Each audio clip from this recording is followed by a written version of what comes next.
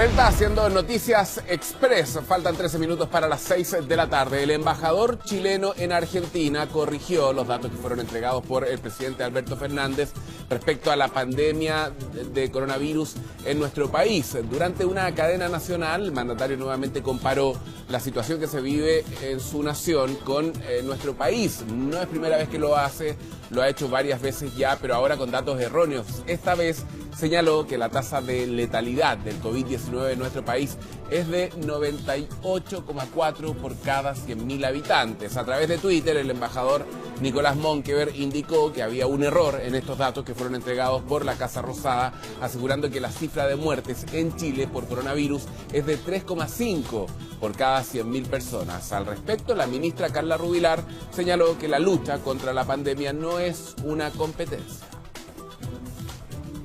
Hemos tomado conocimiento de un error en las cifras por parte del presidente Fernández al respecto de la tasa de letalidad de nuestro país.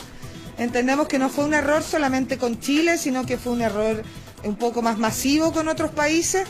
Inmediatamente nuestro embajador Monkever aclaró que las cifras estaban erradas, entregó las cifras correctas, y lo que nosotros queremos transmitir es que esto no es una competencia. Estamos enfrentando una pandemia. Bien, sobre este tema queremos conversar precisamente con el diputado independiente Marcelo Díaz, quien además fue embajador en Argentina. ¿Cómo está, diputado? Buenas tardes. Muy bien, muy buenas tardes, un gusto saludarlos. Diputado, ¿qué le parece a usted esta permanente comparación que hace el presidente Fernández con nuestro país? No es primera vez que lo hace, siempre tiende a compararse, a decir que Argentina está mejor que nuestro país, pero la salvedad y la diferencia es que ahora lo hizo utilizando datos falsos. Sí, más bien yo diría datos equivocados, porque de hecho el gobierno argentino emitió una declaración señalando que el conjunto de la información que había presentado el presidente Fernández estaba errada, pero según recuerdo, porque la tasa de letalidad la evaluaban sobre 100.000 habitantes y era sobre 1 millón de habitantes. Pero al margen de eso, yo creo que y estoy de acuerdo con lo que dice la ministra Rubilar, esta es una mala práctica en la que suelen incurrir los gobiernos, el nuestro tampoco es la excepción. Si uno mira los reportes del ministro Mañalich a veces, él da cuenta, dice la tasa de letalidad de Chile es la más baja, América Latina, el contagio es el más alto. Y las cifras estadísticas, que son importantes, hay que dejárselas a los organismos especializados, a la OMS, a la OPS, pero esto no es una competencia sobre quién lo hace mejor o quién lo hace peor. Esto tiene que ver con salvar vidas, tiene que ver con ocuparse debidamente de la salud de la población. Por tanto, a mí no me parece bien en ningún caso esta recurrente práctica de los gobiernos, no solamente el argentino, sino que de todos, de buscar construir un ranking sobre quién lo está haciendo mejor o quién lo está haciendo peor. Creo que eso a la población no le sirve de nada, a la estrategia de contención del virus tampoco, y en particular en este caso además se cometen errores porque se utiliza información errónea que termina con una aclaración del embajador que hizo lo que había que hacer, aclarar una cifra que era errónea, con el gobierno argentino pidiendo disculpas o excusándose por ese error. Insisto, no solamente con Chile, sino que también con otros países, porque parece que el conjunto de la información que él usó en esta presentación era equivocada. Claro, eso es lo que dice usted, diputado, que en el fondo aquí hay un error sin una mala intención, porque si es que fuera correcta la cifra, deberíamos tener en Chile cerca de 17.700 muertos y son 673, entonces es un error importante. Ahora, claro, como no se comete solo con Chile y también hay otros países involucrados, uno podría pensar que no hay una doble intención, pero sí permanentemente está el presidente argentino comparándose con nosotros, y también lo decía el otro día el ministro Mañalich, no es bueno que nos comparemos porque tenemos estrategias bastante distintas en lo que dice relación, por ejemplo, la toma de muestras, que nuestro país hace muchas más muestras que las que hace actualmente Argentina, y tal vez por eso tienen menos casos ellos, ¿no? Así es, por eso digo que yo creo que es una mala práctica que los gobiernos, que es distinto que lo hagan organismos internacionales vinculados a los temas de salud, hagan esta suerte como de construcción de ranking, porque yo supongo que detrás de esta explicación que entregó al país el presidente Alberto Fernández, está el justificar una medida de confinamiento que va a convertir a Argentina en el país que mayor periodo de aislamiento, de cuarentena va a tener. Y eso responde a la estrategia sanitaria argentina, que es muy distinta, por ejemplo, a la uruguaya, donde ya están prácticamente en lo que se denomina el desescalamiento, es decir, volviendo a una nueva normalidad. Ahí sí efectivamente hay una nueva normalidad. muy distinto al caso de Brasil, que probablemente por la conducta poco responsable el propio presidente Bolsonaro terminó convirtiéndose hoy día en el país que está en una situación más crítica.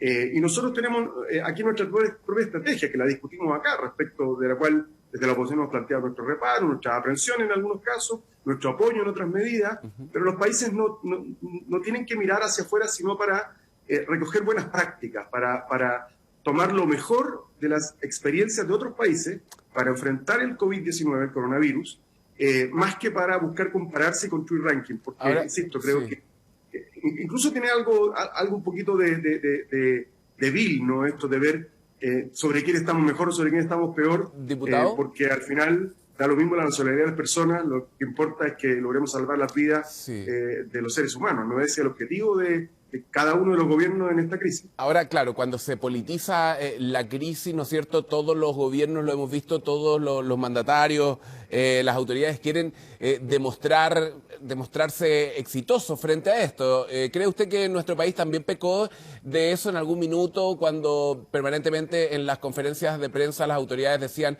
que habíamos sido felicitados prácticamente por organismos internacionales en el manejo de la crisis? Eso llevó tal vez a errores en algún minuto comunicacionales, hablar de meseta, de nueva normalidad, de retorno seguro. Un alcalde quiso abrir un centro comercial. Tal vez hay un exceso hubo un exceso de optimismo en su minuto, de querer demostrar que las cosas se estaban haciendo bien cuando todavía no sabíamos la dimensión de lo que estamos enfrentando.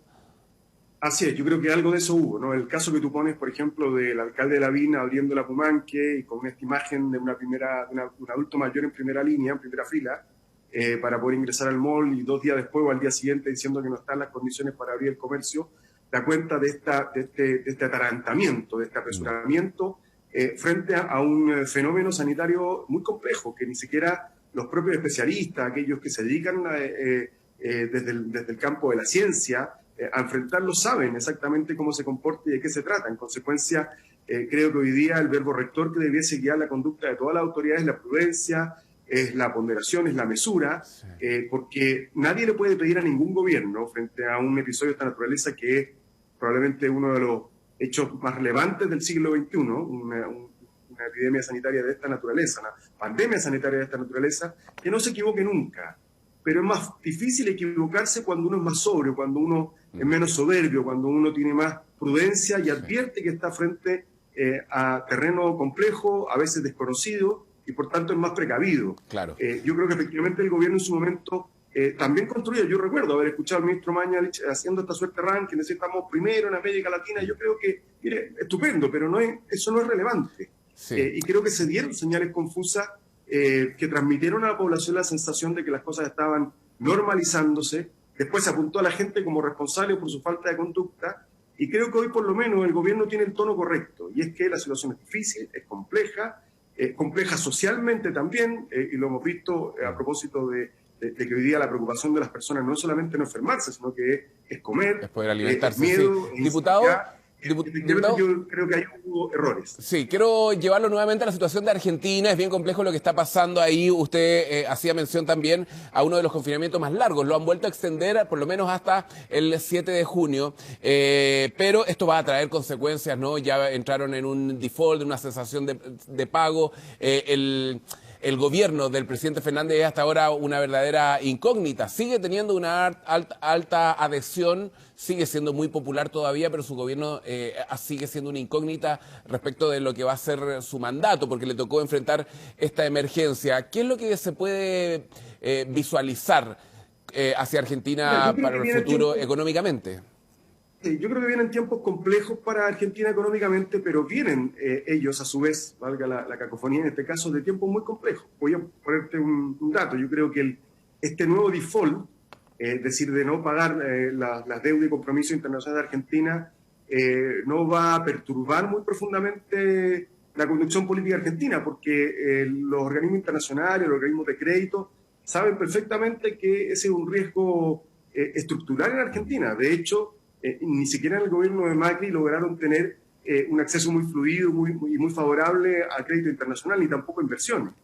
Probablemente donde sí Argentina pueda recuperar parte de cierta vitalidad es que en la medida en que el gobierno argentino cuente con apoyo y mantenga este respaldo ciudadano significativo y tengan políticas económicas relativamente sanas cuando salgamos de la crisis, pueda ser un mayor polo de atracción económica, pero evidentemente Argentina va a vivir momentos económicos muy complejos como probablemente lo va a vivir toda la región, insisto, con la diferencia de que ahí hay, voy a decirlo de una manera muy propia del mundo de los negocios, costo hundido respecto del tema del default, el problema, y Argentina sabe vivir con esa realidad. El problema tal vez en el caso de Argentina es que quedaría al margen de la posibilidad de pedir cualquier otro tipo de crédito, ¿no? Quedaría más bien aislado del sistema económico internacional, porque está muy presente lo que ocurrió la última vez, que fue el año 2001, donde vivieron la peor crisis social y económica también. Así es, pero recuerda que los dos gobiernos, de tanto Néstor Kirchner como Cristina Fernández, mantuvieron una controversia permanente con sus acreedores internacionales. De hecho, Cristina Fernández se negó a pagar lo que llamaban los fondos buitre. El gobierno de Macri intentó un acuerdo, en algunos casos llegó a ese acuerdo. Yo creo que los organismos internacionales miran muy de cerca la personalidad y la conducta del propio Alberto Fernández, que creo yo es más, transige más, va a buscar acuerdos, va a intentar buscar algunas soluciones parciales que le permitan inyectar recursos frescos a la economía argentina. Probablemente va a poner en marcha algunas medidas de activación de la industria argentina. Argentina es un país muy rico que tiene un potencial de desarrollo económico gigantesco y por tanto yo tengo cierta confianza en que el propio carácter del presidente Fernández le va a permitir encontrar soluciones, pero que no lo van a salvar de la crisis que nosotros también vamos a vivir, que es económica. Hoy día mismo en Argentina hay congelación de precios, pero venían desde antes de la política de precios cuidados. Es decir, hay un conjunto de medidas que muchos países han tomado de manera extraordinaria para hacer frente a la crisis, que en Argentina ya existían o parecidos o precedentes parecidos, que yo creo que los hacen tener un margen de maniobra quizá un poquito mayor a economías más libres o más liberalizadas como las nuestras. Muy bien, diputado, muchísimas gracias por esta entrevista con CNN Chile, que esté bien, que tenga buenas tardes. Muchas gracias a ustedes, muy buenas tardes. Chao, chao.